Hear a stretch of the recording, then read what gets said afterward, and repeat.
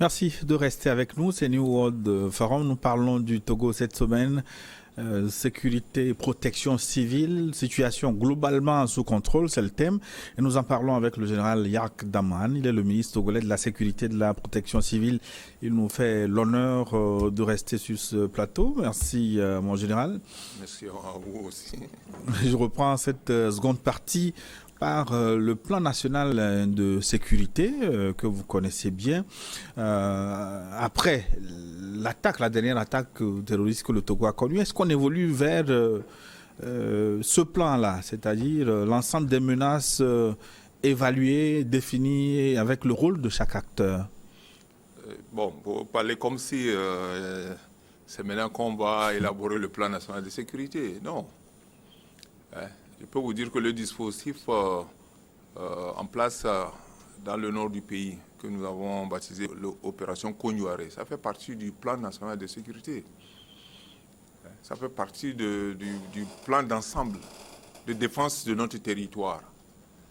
En fonction des menaces, on essaie de remoduler, reformuler le plan de sécurité. Donc aujourd'hui, c'est un plan qui existe depuis et qu'on adopte en fonction des menaces, en fonction des circonstances. Et depuis la dernière fois, qu'est-ce qui a changé sur le terrain? Vos plans de sécurisation ont-ils changé? Je vous demande de me faire cette faveur, de ne pas aller dans les détails. Je vous ai dit tout à l'heure que le président de la République a fait le déplacement. Il a constaté, il a apporté des corrections, il a donné des instructions. Et ça va être appliqué. Ça va être appliqué. Oui, la population a besoin aussi de savoir ce qui bouge pour être... La population est en droit de savoir qu'est-ce que le gouvernement fait pour sa protection. Aujourd'hui, il y a des mesures qui sont prises dans la partie septentrionale. Il y a un renforcement du maillage de notre territoire. Nous avons créé des unités un peu partout, depuis 2014 d'ailleurs, pour renforcer la présence des forces de défense et de sécurité sur notre territoire. Il y avait des endroits où il n'y avait pas peut-être de poste de police, de poste de gendarmerie. Aujourd'hui, c'est chose faite. C'est chose faite. J'ai dit tout à l'heure que le gouvernement fait des efforts pour rapprocher la sécurité de nos concitoyens.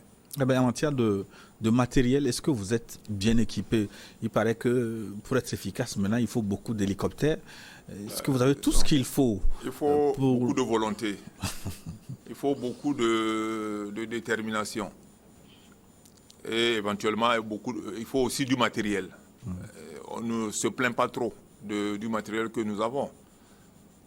J'ai dit tout à l'heure que quand le président de la République a fait la sortie, il a donné des instructions. Vous savez, il y a quelques mois, la loi de programmation militaire. C'est une loi qui s'étend sur 5 ans. Le personnel, le matériel et éventuellement les équipements. À l'entame ou au niveau de la sécurité intérieure, il y a un projet de loi aussi qui sûrement va être analysé en 2022, qui va permettre à la police et à la gendarmerie d'avoir un peu plus de personnel, un peu plus de matériel pour mener à bien leur mission. Nous l'avons quelque peu évoqué, l'un des défis majeurs pour les forces de défense et de gendarmerie, c'est sans doute de gagner la confiance de la population pour coproduire la sécurité, sachant bien que les menaces à la sécurité peuvent prendre leurs racines au sein même de la société. Alors, quelle est la stratégie réelle, globale, définie pour atteindre cet objectif, monsieur le ministre? La stratégie, c'est dire que et la police, et la gendarmerie, et l'armée appartiennent aux Togolais et aux Togolaises. On n'a pas importé une armée béninoise pour gérer la sécurité. C'est vrai, vous avez un petit frère qui est recruté aujourd'hui. Lorsqu'il finit sa formation, il arrive, on le regarde autrement. C'est comme s'il est allé... Non, c'est vrai, il a passé un temps quelque part pour apprendre à protéger son frère ou sa soeur qui est resté à la maison. Nous sommes conscients, il y a des moments où la cohabitation est un peu difficile. Il a été formé d'une manière. Il y a certaines choses qu'il peut supporter, il y a d'autres qui ne peut pas supporter. Mais nous ne continuons pas à dire que la sécurité doit être une coproduction et du corps habillé et de la population civile. je salue ce que vous faites, les médias. Mais continuez avec la société civile à faire voir à nos concitoyens que la police n'est pas contre elle. La gendarmerie n'est pas contre l'armée, encore moins contre la population. Malheureusement, il y a des gens qui peut-être qui tissent la mauvaise ficelle. Ah, l'armée, ça, peut-être c'est pour le parti au pouvoir. Nous, non. La sécurité n'a pas de, comme on le dit, la sécurité n'a pas de parti. Les forces de défense et de sécurité appartiennent à tous les Togolais. Vous avez un besoin, vous avez une préoccupation, abordez n'importe quel agent de sécurité, il va essayer de répondre. Si ça le dépasse, il sait comment faire monter le compte rendu. Est-ce qu'il y a des primes pour ceux qui vous donnent les bons renseignements? Et je ne peux pas vous dire aujourd'hui, si vous donnez un bon renseignement, vous avez pris, mais nous sommes quand même souvent reconnaissants de ceux qui vraiment s'investissent aux côtés des forces de défense et de sécurité pour renforcer ou pour protéger nos concitoyens. Je rappelle aux fidèles téléspectateurs qu'ils ont toujours la possibilité de nous rejoindre dans cette émission en posant des questions écrites au 96 46 10 31 procédé de l'indicatif plus 228. Nous allons remonter à la question de 92 10 32 92 10 32. Bonjour Niwod, merci à vous et à votre invité, Monsieur le ministre. Je voudrais revenir sur les accidents de la circulation qui sont certes causés par l'inconscience des usagers, mais il faut aussi relever l'état de nos routes. Je n'en veux pour preuve que la route Kara-Kabou, que le ministre connaît peut-être ou sûrement, qui se trouve dans un état tout à fait regrettable. Monsieur le ministre est par ailleurs revenu sur le permis de conduire catégorie moto où en 2018 il nous a été demandé de nous faire enregistrer pour suivre la formation, ce qui a été fait, et lors de cette inscription chaque usager s'est fait enregistrer moyennant une somme de 8 000 francs. Jusqu'aujourd'hui nous n'avons pas eu de suite. Je voudrais que monsieur le ministre nous éclaire sur ce sujet. C'est Jean qui nous écrit de Kara. D'abord monsieur le ministre, la route Kara-Kabou, elle est praticable, mais pas très praticable. Je suis passé là il n'y a pas un mois. Vous savez, c'est une route qui a été goudronnée. Et malheureusement, aujourd'hui, il y a certaines parties du goudron qui se sont enlevées. À chaque fois, les TP, les travaux publics, essaient de boucher. Mais ce n'est pas totalement ça. Je crois que le gouvernement, ça fait partie du projet de ma collègue des travaux publics. Ce que je vais demander à nos usagers, à nos concitoyens, je suis heureux qu'ils aient relevé que la route Kara-Kabou aujourd'hui souffre. Mais je leur demande, lorsqu'ils empruntent cette voie, il faut aller à une vitesse raisonnable. Si vous roulez sur cette route qui n'est pas très praticable, vous voulez aller à 100, 120 à l'heure, vous courez des risques. Il est rejoint par...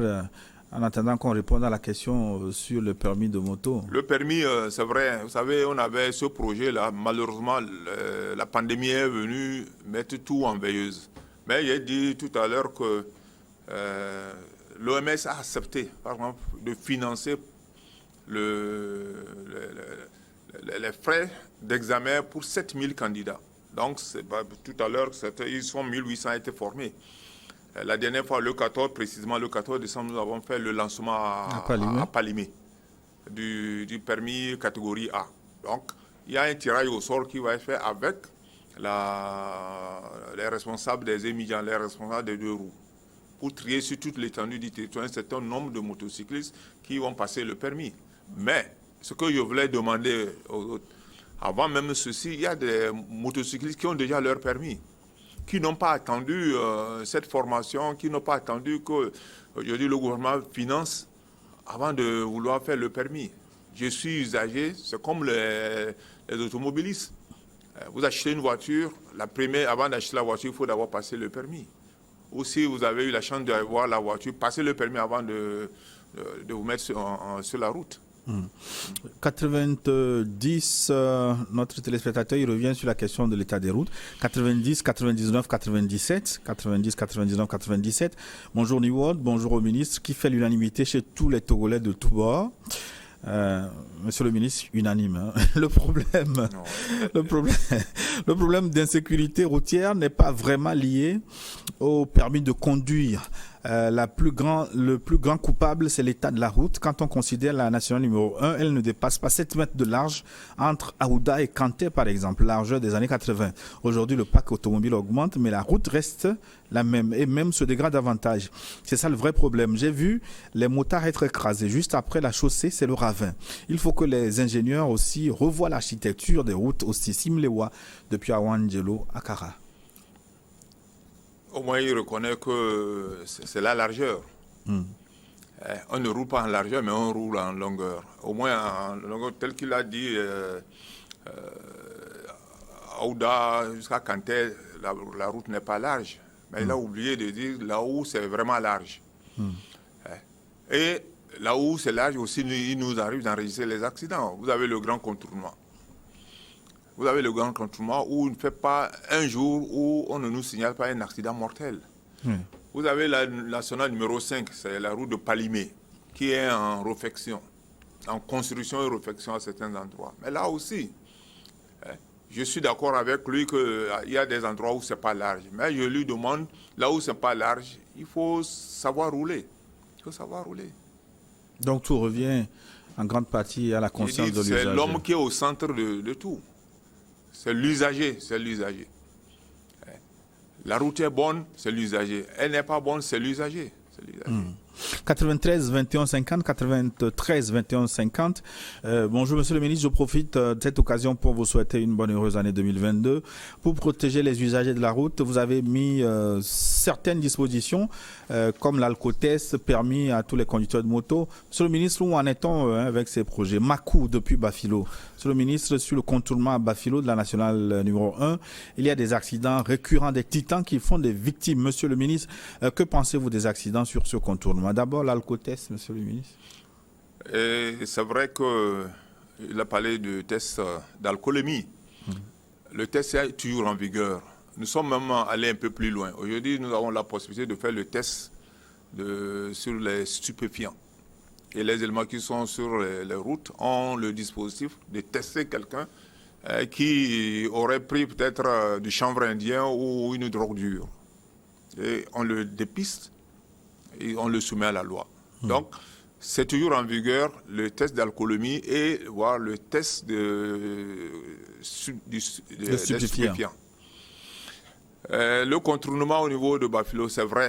Vous savez, c'est une solution que le gouvernement a trouvée pour éviter les hauteurs d'Aléjo.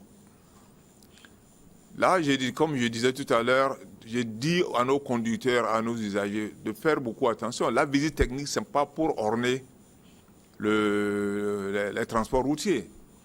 La plupart des accidents qui arrivent là-bas, la première cause, on nous dit le système de freinage a lâché. J'ai dit, lorsque j'emprunte une route comme ça, je ne vais pas attendre peut-être 6 mois avant d'aller faire la visite technique. Donc je dirais même tous les mois, il faut faire la visite technique. Vous avez votre camion, il fait parfois 1 an, 2 ans, même sans aller. Si ce n'est pas le contrôle qui l'amène à aller faire la visite technique, il ne veut pas aller. Le contournement, c'est vrai, ça permet d'éviter les morts à jour. Mais il y a encore des endroits où vous êtes obligé d'aller doucement. Vous avez des descentes. Il arrive, il essaie de freiner, ça lâche. Ça lâche.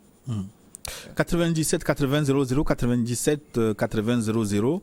Notre téléspectateur a des inquiétudes par rapport au permis de conduire. Il estime que les frais requis sont parfois surfacturés par les auto-écoles. Alors il se demande, est-ce qu'il ne serait pas nécessaire d'introduire des points afin de limiter certains comportements de façon professionnelle et rigoureuse sur la route? Est-ce qu'on ne peut pas revoir la façon d'organiser les examens de permis de conduire pour éviter les corruptions? Merci beaucoup au général, je sais compter sur lui pour diminuer ces faits peu orthodoxes. Bon, je ne nie pas qu'il y a des pratiques anormales, mais nous allons y travailler avec les collègues des transports pour réduire tant soit peu ces comportements-là. Mais quand je dis c'est l'usager, acceptez que vous avez certains qui ne veulent même pas passer le permis, mais ils veulent avoir le document. Ils ne veulent pas se soumettre aux exigences du permis de conduire, mais il veut qu'on lui apporte le permis à la maison, avec toutes les conséquences. Avec toutes les conséquences. Celui-là qui a posé la question, s'il connaît des cas, il n'a qu'à les dénoncer, ça nous arrangerait. S'il est au courant de ces pratiques anormales, qu'il puisse appeler le 10-14, voilà telle auto-école ou tel responsable d'auto-école ou même tel responsable des transports routiers fait ceci ou cela. Nous allons réagir. C'est pas normal. 91 84 02, 91 84 02. Que demande notre téléspectateur? J'ai une question pour vous. Peut-on dire que l'injustice sociale est souvent source de terrorisme? Que faire pour éradiquer ce fléau? Jonathan depuis Sotobois. Injustice sociale, source de terrorisme. Je peux vous dire que la précarité peut être source de terrorisme. Tout à l'heure, j'ai parlé de la sortie du président de la République dans la partie septentrionale. Mais je n'ai pas voulu vous dire que le président est parti avec plusieurs ministres. Parce que, comme je disais, il a donné des instructions pour qu'on mette un dispositif sécuritaire, mais il a aussi dit le dispositif sécuritaire à lui seul ne peut pas résoudre le problème. Il faut aussi attaquer ce qui peut amener, par exemple, la jeunesse de cette partie-là à se radicaliser, à vouloir rejoindre les djihadistes. Donc, dans sa tournée, il y avait le ministre de la Santé, il y avait le ministre des Infrastructures, il y avait le ministre de l'Énergie, il y avait le ministre de l'Éducation. Pour, à chaque fois, il y a une séance de travail pendant que le président de la République, chef des armées, s'entretenait avec les militaires, les forces de défense et de sécurité. Les ministres, avec les autorités locales, échangeaient avec les représentants de la population pour voir quels peuvent être les problèmes cruciaux, les problèmes de la localité. Et depuis cette tournée, des mesures ont été prises. Les mesures ont été prises. Aujourd'hui, certains se frottent la main. La sortie du président, voilà, l'école est en train de pousser, voilà, le centre de santé est en train de pousser. Donc, nous sommes conscients que lorsqu'il y a un problème d'injustice sociale, il y a un problème de pauvreté, ça peut amener certains jeunes à vouloir emprunter la voie de la radicalisation ou du terrorisme. Ça, nous sommes conscients. Et le gouvernement y travaille chaque jour que Dieu fait. 93 03 33, 93 03 33. Je profite de votre antenne pour jeter des fleurs au général qui fait beaucoup pour la sécurité du Togo. J'ai quelques questions. Est-ce que les soldats réformés ne sont-ils pas impliqués dans des cas de braquage au Togo? Bon, je remercie celui-là, mais je voulais lui dire que les généraux ne travaillent pas seuls. On essaye avec les collaborateurs, avec les forces de défense et de sécurité d'apporter la sécurité à nos concitoyens. Les soldats reformés, je vais même aller un peu au-delà. Souvent, quand un soldat fait l'objet de réforme, il y a deux cas. Ou bien c'est l'indiscipline, ou c'est problème de santé. Mais il nous arrive d'interpeller les gens, des réformés, même il nous arrive d'interpeller peut-être certains en activité dans ces genres de faits. Donc, celui-là qui a posé la question, je voulais lui dire, s'il est au courant d'un soldat réformé ou d'un policier réformé qui fait partie d'une bande de malfaiteurs, qui le dénonce, ou même de quelqu'un qui est encore en activité, qui fait partie d'une bande, il faut dénoncer. Le soldat, il fait partie de la société. Il fait partie de la société. Il peut être bon, il peut être moins bon, il peut être mauvais aussi. Oui, vous avez donné les numéros sur lesquels les téléspectateurs peuvent réagir, le 115, 117, 171, 172 ou le 10, même 14. Au-delà de ces numéros, aujourd'hui, vous n'avez pas une famille où il n'y a pas un corps habillé, ou une famille qui ne connaît pas un corps habillé. Il faut que le concitoyen accepte de parler, de partager, de donner l'information. Pour contribuer à la sécurité. Pour contribuer à produire la sécurité. 91 14 22, 91 14 22. Je salue le général Yark pour ses œuvres concernant la sécurité des Togolais. Deux questions. Un, nos forces présentes à la frontière ont pu repousser une attaque armée, mais sont-elles dans de bonnes conditions de travail pour plus d'efficacité? Deux, repousser les assaillants. Les assaillants vont pas baisser les bras car ils vont vouloir faire des revanches. Y a-t-il des mesures prises pour renforcer les hommes présents sur le terrain? Donc, est-ce que les conditions de travail sont excellentes pour les forces de défense sur le terrain. Je remercie le concitoyen qui a posé la question, qui a le souci quand même de nos soldats sur le terrain. Je peux vous dire que les conditions s'améliorent au jour le jour. Tout à l'heure, je me permettais que je revienne encore sur la sortie du président de la République qui a apporté, je peux dire, beaucoup de choses à ce dispositif-là. Ce dispositif. Donc, ils ont au moins l'essentiel, ce qui leur permet d'être efficaces. Mais n'empêche qu'on améliore tous les jours. Je ne peux pas aller dans les détails pour vous dire que depuis la sortie du président, c'est vrai, ils sont sur la ligne de front, mais ils ne regrettent pas d'être là-bas. C'est un devoir pour eux de défendre l'intégrité de notre territoire, mais ils ne regrettent pas d'être dans ce dispositif-là. Oui, le chef de l'État est allé, et après le chef de l'État, est-ce que d'autres responsables ont pu visiter les populations pour les rassurer? C'est ce que nous demande le 79 30 01. 79 30 01, après l'attaque de nos frères au Nord. Qu'est-ce qui est fait concrètement pour rassurer les populations du Nord, à part le déplacement de son Excellence, Monsieur le Président Faure Gnassingbé? Je rappelle que vous-même, récemment, vous étiez sur le terrain. Donc, le chef de l'État est passé avec une délégation de ministres. Certains officiers supérieurs sont allés pour vraiment faire la sensibilisation porte à porte pour dire à nos compatriotes qui sont dans ce secteur, d'abord la présence des corps habillés, c'est pour leur protection. Il ne faut pas qu'ils se disent que les militaires sont ici, c'est vrai. Ils sont arrivés, peut-être occuper une parcelle du terrain pour quelqu'un. Il faut que ce concitoyen ou ce paysan comprenne que s'ils ne sont pas là, peut-être demain il ne pourra pas cultiver. Donc la sensibilisation, les ministres du secteur ont fait déjà le déplacement, les officiers supérieurs ont fait le déplacement, mais les élus locaux sont là pour ça. Nous avons, comme je vous ai parlé tout à l'heure du CIPLEV, les éléments qui sont sur le terrain avec le comité pour sensibiliser, pour dire aux uns et aux autres que la présence de cette force, le premier bénéficiaire, c'est les populations locales.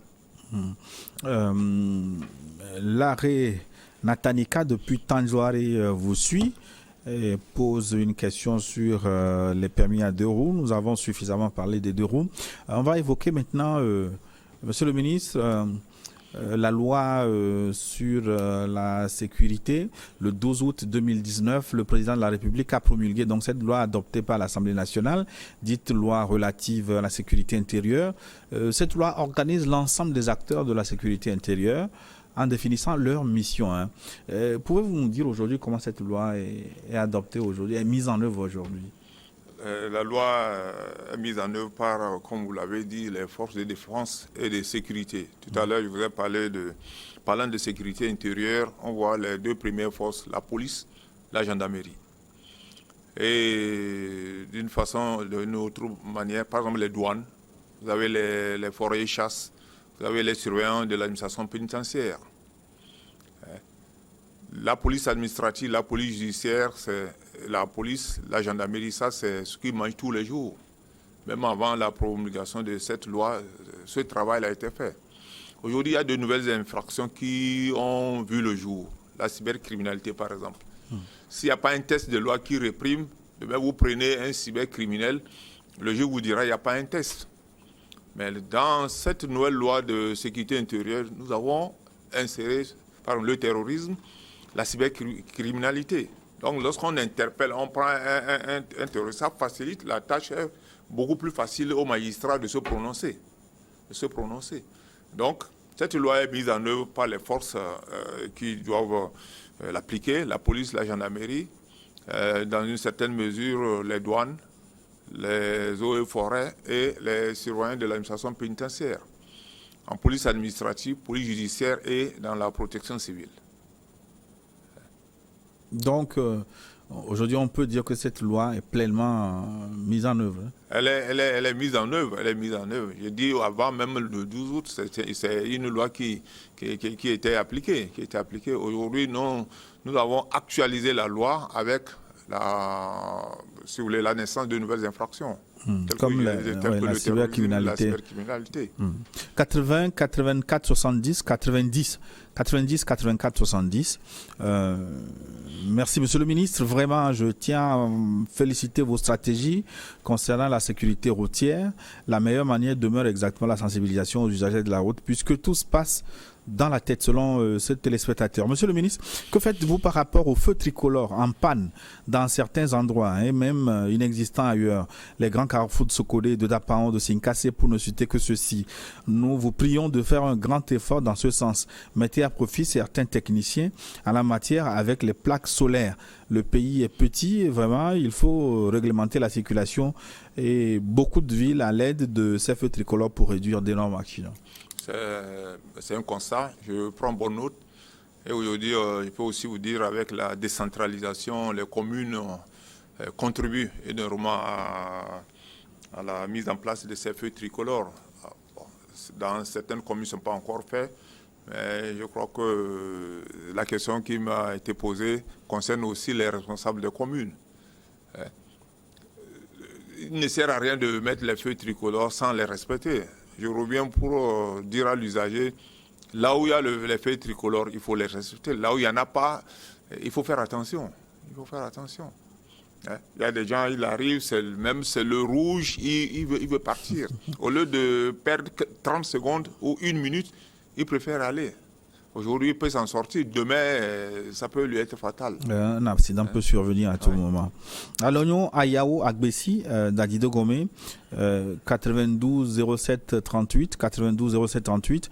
Bonjour, cher invité, je suis donc à l'oignon. Mes questions sont les suivantes. Seul l'État est le détenteur d'armes. D'où proviennent les armes utilisées par les terroristes? Peut-on négocier avec un terroriste la cherté de la vie?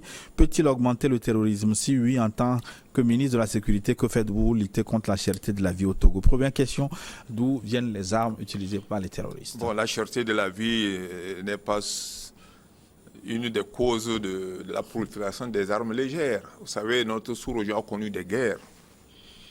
Il y a des pays qui ont connu des guerres depuis les années 90. La Côte d'Ivoire, Libéria, Sierra Leone. Voilà, ces pays ont connu la guerre et les armes sont sorties. Beaucoup de ces armes ne sont plus rentrées. La crise libyenne, tout le monde convenait avec moi que le président Kadhafi avait un arsenal important. Avec ce qui est arrivé en Libye, c'est les conséquences qui sont arrivées au Mali, sont arrivées au Burkina. La frontière, elle est là, elle est gardée, mais elle reste poreuse. Elle reste poreuse. Les terroristes, à certains endroits, ils ont attaqué les camps, s'emparer du matériel. Ils se sont emparés du matériel. Donc, ce n'est pas la sûreté de la vie qui a donné les armes aux terroristes. D'abord, la porosité de nos frontières, les crises que certains pays ont connues depuis les années 90 sont pour beaucoup les sources de prolifération de ces armes légères, malheureusement. 91, 90, 49, 91, 94, 49, 91, 94, 49. Son intervention est plus ou moins longue, monsieur le ministre. Je salue le général Yark, que j'apprécie beaucoup dans sa démarche pour maintenir la paix et la sécurité dans notre pays. Je voudrais revenir sur la question des sapeurs-pompiers au Togo. Nous reconnaissons qu'ils font un travail très louable, mais monsieur le ministre, n'est-il pas possible de bien multiplier un peu plus les points où les voitures doivent se trouver afin de réduire un peu le temps d'intervention en cas de sinistre? Bien que nous reconnaissons que cela va nécessiter assez de moyens, pourquoi ne pas affecter une voiture à chaque poste de police installé sur la nationale numéro 1? Toujours sur la question, c'est vrai que cela n'existe encore nulle part, mais monsieur le ministre, n'est-il pas possible d'affecter un motard à chaque voiture de sapeurs-pompiers qui se déplace afin de rendre plus fluide le trafic? Merci et bonne émission à vous. Merci à ce concitoyen qui a posé la question, c'est vrai. Il a dit, vous savez, notre pays a traversé une période un peu dure. Pendant au moins 13 ans, 15 ans, avec la suspension de la coopération, et afin que les moyens n'ont pas suivi. Aujourd'hui, Dieu merci, les choses commencent par s'améliorer. Le souhait d'avoir au moins une voiture pour chaque commissariat. Mais nous sommes aussi conscients que les priorités, aujourd'hui, elles sont diverses. Si le gouvernement met à ma disposition une voiture pour chaque commissariat, je vais applaudir. Mais je suis aussi conscient qu'au niveau de la santé, que ce soit au niveau de l'éducation, il y a des besoins. Il y a des besoins. Je voudrais parler de la loi de programmation, je voudrais parler de la loi d'orientation de sécurité intérieure. Donc, c'est des projets que, si tout va bien, ces projets vont nous permettre d'équiper un peu plus nos unités, d'être un peu plus présents sur notre territoire, renforcer la présence de nos unités sur le territoire. Demander de mettre un motard pour... Non. Les sapeurs-pompiers, lorsqu'ils se déplacent, comme l'ambulance, ils ont la sirène. Je voulais demander à nos concitoyens, une fois que vous entendez la sirène, ne cherchez pas à savoir il est de quel côté, serrez à votre droite et vous garez. Il y a certains qui disent, bon, je vais arriver à tel endroit avant de garer. Non, il y a urgence et ils doivent aller peut-être résoudre un problème de sinistre. Mais vous voulez arriver au point B avant de vous arrêter. Vous leur perdez le temps. Il y a d'autres qui veulent profiter de la sirène pour... Il y a certains aussi, surtout après, ils s'accrochent. Ça aussi, c'est dangereux. C'est dangereux. C'est dangereux. 92 65 58 92 65 68, l'arrêt de Dapaon. On est terroriste ou on le devient? Si on le devient, qu'est-ce qui pourrait amener quelqu'un à devenir terroriste? Et comment faire pour éviter le terrorisme en Afrique et en particulier au Togo, monsieur le ministre? On n'est pas terroriste, on le devient. Tout à l'heure, je vous ai dit, il y a certains malheureusement qui épousent la violence comme un moyen d'expression. Il y a aussi certaines situations sociales qui peuvent amener d'autres à dire peut-être c'est la meilleure voie. Nous devons d'abord tous travailler pour dire la voie de la violence n'est pas la voie c'est pas la solution. C'est pas la solution, quel que soit le problème que nous avons. Il a Dapaon là-bas et je peux dire il est au front. Ce n'est pas un jeu de jeunesse pour dire, bon, ben là, je vais aller me faire l'initiation. Non. Écouter les parents, écouter les éducateurs et se dire, même si j'ai un problème social, ce n'est pas la violence qui va régler ce problème. Ce n'est pas par la violence que je vais trouver la solution. Et sur ce plateau, je posais la semaine dernière la question à mon invité, est-ce qu'il y a un lien entre l'islam et le terrorisme? Est-ce qu'il y a un lien entre l'islam et le terrorisme? Je suis un peu embêté de vous dire qu'aujourd'hui, quand on les entend dire Allahu Akbar, tout le monde a l'impression que c'est l'islam. Mais je vous dis, tous les musulmans ne sont pas des terroristes. Ceux-là qui tuent, je ne suis pas sûr qu'ils font les 5 prières par jour. Et il y a des endroits où ils ne font pas de détails. Ils ne disent pas je tue seulement l'animiste ou le chrétien. Même, il y a des imams qui ont été égorgés. Comment vous pouvez imaginer quelqu'un qui se dit musulman, il va rentrer dans une mosquée et égorger l'imam? Égorger les fidèles avant de s'en aller. Donc c'est une question qui va au-delà de l'islam. Ça va au-delà de l'islam. C'est un peu difficile à expliquer. Mais je tiens à vous dire que n'est pas terroriste le musulman. 90 06 85, 90 06 60, 90 06 85. Mes félicitations au général Yark pour tout ce qu'il fait pour ce pays en matière de sécurité, des biens et des personnes. Le phénomène des gros bras a fortement diminué. Un chapeau. Avec la sortie du président de la Cour suprême, les policiers sont-ils autorisés à faire des descentes sur les terrains afin de tracasser les paisibles citoyens victimes des ordonnances sauvages et certains magistrats qui s'allient à ces gros bras pour tourmenter des acquéreurs de parcelles de terrain de bonne foi? Marcelin depuis l'Egbasito. Mais pour ressortir de sa question, la substance, est-ce que l'utilisation de ces gros bras, est-ce que c'est légal aux côtés des forces de sécurité? Non, pas du tout. Les gros bras, c'est des voyous. C'est des voyous. Ce n'est pas une structure légale. Mais pourquoi on les voit régulièrement aux côtés des forces de sécurité? Parfois même, c'est le citoyen qui leur fait appel. Nous avons donné des instructions au niveau de la police. Il y a des gros bras qui sont aujourd'hui en prison. Ils sont en prison. Le phénomène des gros bras, c'est pas légal. C'est pas légal. Si vous êtes victime, appelez la police ou la gendarmerie.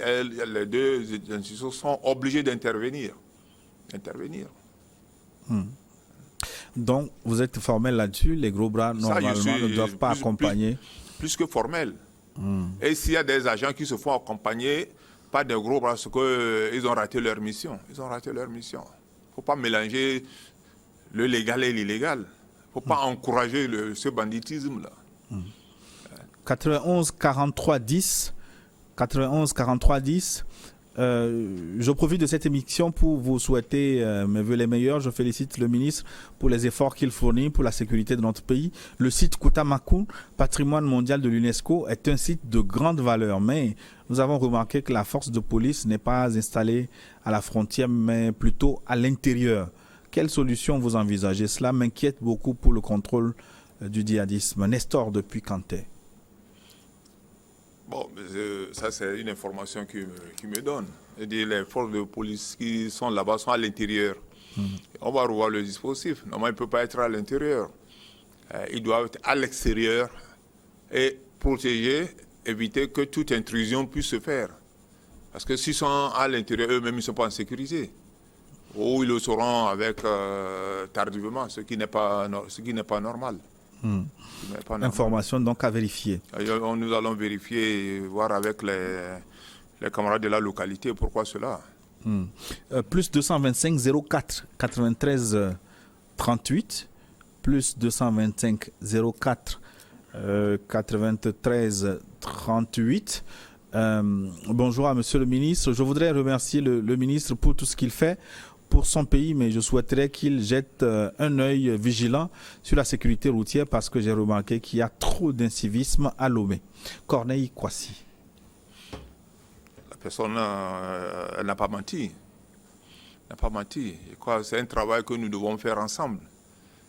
Que ce soit le gouvernement, la société civile, tout le monde doit travailler. Parce qu'il y a des comportements parfois où vous posez la question si cette personne est passée par l'école, est-ce que vraiment avant de sortir de la maison, qu'est-ce que la maman ou le papa lui ont dit?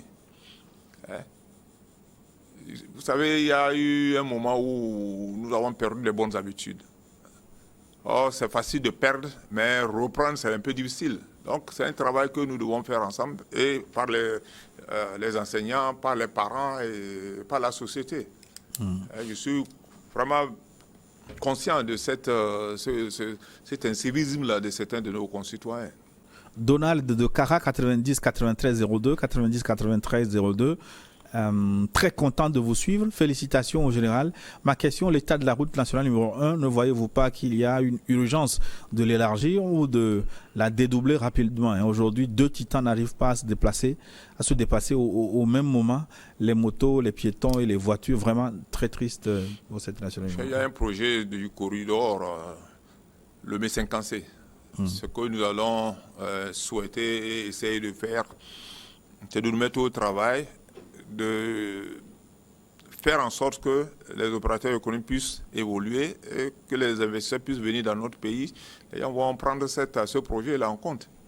Mais si on fait des bêtises, ça va retarder. Mais en attendant, ce que nous avons, qu'on puisse mieux se comporter sur la route pour éviter des accidents. 2 titans ils se croisent. Ils sont encore très très nombreux à vous poser des questions, mais nous arrivons pratiquement à la fin de notre émission. On va prendre encore quelques questions. Bonjour Niwod, je félicite le ministre pour son professionnalisme dans la résolution des problèmes sécuritaires au Togo. Voici ma question. Que faire pour que nos frontières soient encore renforcées pour éviter une éventuelle infiltration des djihadistes? Est-ce que la seule augmentation de l'effectif des militaires suffit? C'est Eric qui nous écrit de Gando. Je demande aussi sa contribution.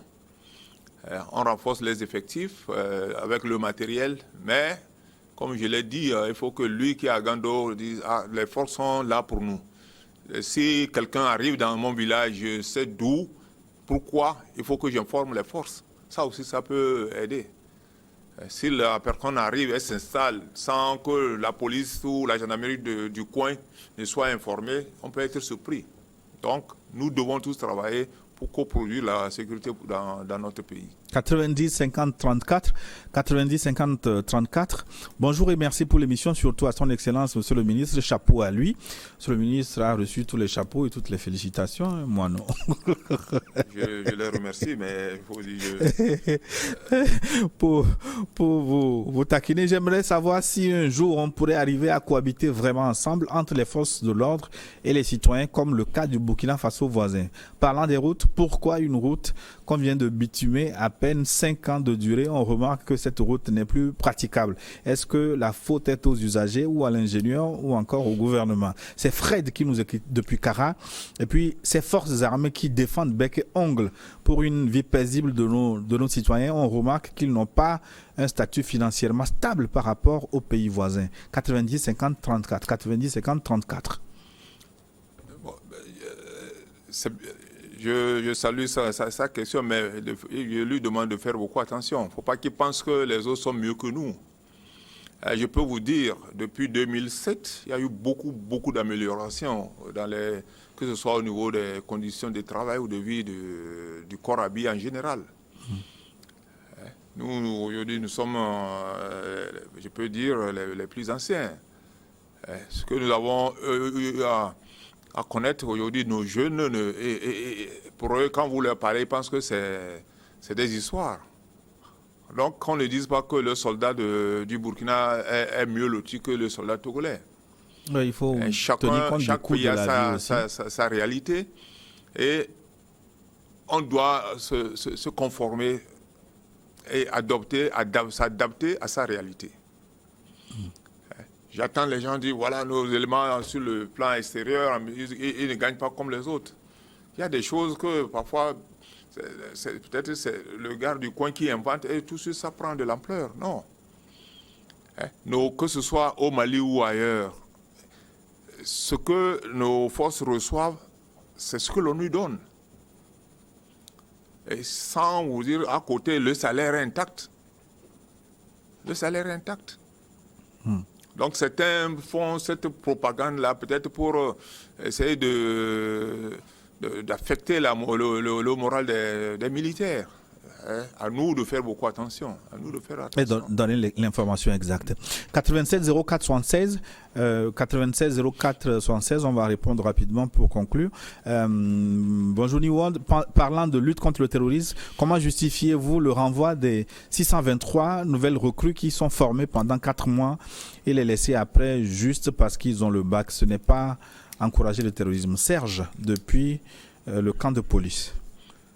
J'ai dit 623, vous savez, après chaque recrutement, les recrues sont envoyées au Centre national d'instruction. Après 3 mois de formation, il y a ce que nous appelons la visite d'incorporation. Les médecins repassent la visite. Parce qu'il y a certaines pathologies et c'est après peut-être 2 ou 3 mois d'endurance, ça se découvre. Or, on recrute quelqu'un, c'est pour travailler, on ne le recrute pas malheureusement pour aller mourir. Donc, lorsque les médecins constatent, après les 3 mois de formation, il y a certaines pathologies qui apparaissent sur la recrue, on est obligé de la reformer. Je ne pense pas que le temps qu'elle a passé là-bas, ça va l'encourager à rejoindre le rang des terroristes. Et ce n'est pas maintenant que ça commence, depuis que les recrutements se font. À chaque recrutement, vous avez cette phase-là. Est-ce que vous leur expliquez clairement? Est-ce qu'ils sont pris en charge? Je ne sais pas si ça a été expliqué au 623. Mais après 3 mois, vous devez passer une deuxième visite. Vous avez parlé des bacheliers. Aujourd'hui, que ce soit au niveau de l'armée ou autre structure, il y a ce que nous appelons la pyramide.